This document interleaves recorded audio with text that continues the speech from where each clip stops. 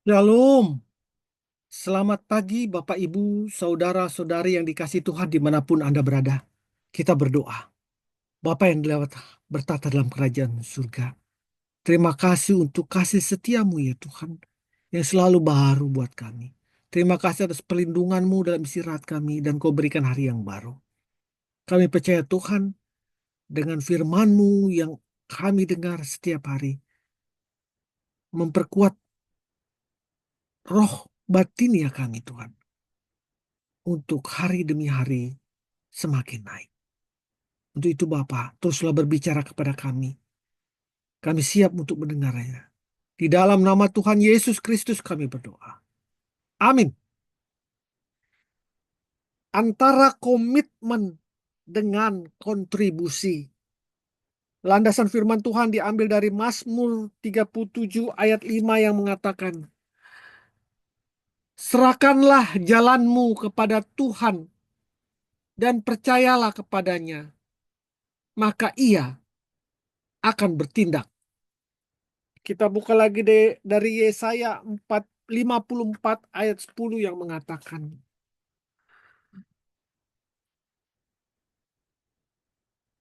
sebab biarpun gunung-gunung beranjak dan bukit-bukit bergoyang, tetapi kasih setiaku tidak akan beranjak darimu, dan perjanjian damai sejahteraku tidak akan bergoyang, firman Tuhan yang mengasihi engkau.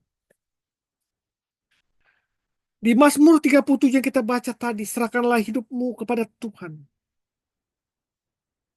Sebagai anaknya kita dituntut menaruh kepercayaan kepadanya, maka dia sebagai Tuhan akan bertindak.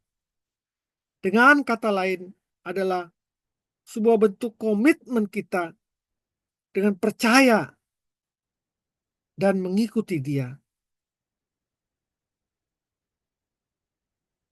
Dan kita tidak menaruh kepercayaan kepada yang lain. Tuhan menuntut kita berkomitmen kepadanya. Karena ia pun berpegang teguh pada perjanjiannya yang ditulis dalam Yesaya 54 ayat 10 tadi. Sebab biarpun gunung-gunung beranjak dan bukit-bukit bergoyang, tapi kasih setiaku tidak akan beranjak daripadamu, dan perjanjian damaiku tidak akan bergoyang. Firman Tuhan yang mengasihi kita. Bapak, Ibu, Saudara-saudara dikasih Tuhan, komitmen adalah hal yang sangat penting yang harus kita miliki di dalam segala aspek kehidupan ini. Termasuk berkomitmen dalam pernikahan dan berkomitmen dalam pelayanan di gereja.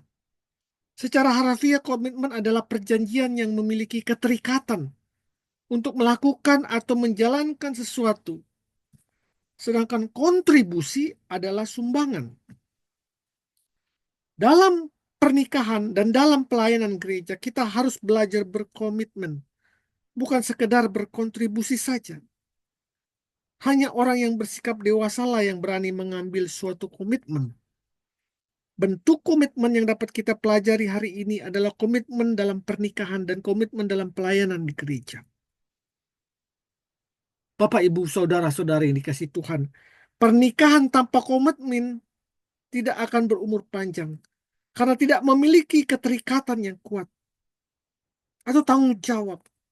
Pernikahan itu berbicara tentang mengikat atau melekatkan dua menjadi satu, sehingga tidak bisa dipisahkan menjadi dua kembali. Pernikahan dapat diibaratkan seperti amplop yang memiliki lem pada tutupnya. Saat amplop itu ditutup dan dilekatkan dengan kuat, maka akan sulit untuk dibuka kembali. Seandainya dipaksa, maka dia akan meninggalkan bekas robekan jika dibuka. Lem itu diibaratkan sebagai komitmen. Jika komitmen itu sudah tidak ada lagi, atau tidak berjalan sesuai dengan fungsinya, maka pernikahan itu akan sangat mungkin menuai perceraian. Berarti salah satu penyebab perceraian adalah hilangnya komitmen. Bapak, Ibu, Saudara-saudara yang dikasih Tuhan, demikian juga dengan pelayanan di gereja. Harus memiliki komitmen. Jika tidak, maka pelayanan Tuhan akan dengan mudah kecewa. Pelayanan Tuhan akan dengan mudah mundur. Pelayan Tuhan dapat dengan mudah membatalkan jadwal pelayanan yang sudah ditetapkan. Seringkali di dalam pelayanan kita, kita masih menjunjung tinggi perasaan dibanding dengan komitmen kita. Padahal komitmen harus melebihi perasaan. Karena perasaan ditentukan oleh situasi. Jika setiap pelayan Tuhan hanya memakai perasaan, maka jika ada masalah yang menyinggung harga dirinya atau masalah lain sedikit saja, ia langsung membatalkan pelayanannya. Bahkan dia bisa mundur dari pelayanannya.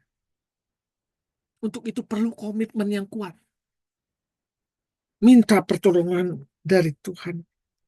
Karena si iblis akan terus berusaha mengerus perasaan kita.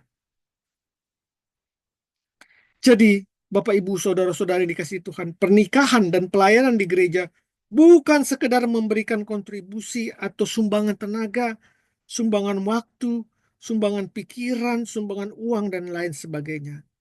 Lebih daripada itu, pernikahan dan pelayanan gereja membutuhkan komitmen, membutuhkan keterikatan yang kuat. Kita harus belajar untuk menghargai dan menghormati nilai komitmen dan berusaha menjaganya, bukan sekedar berkontribusi. Mari kita berdoa.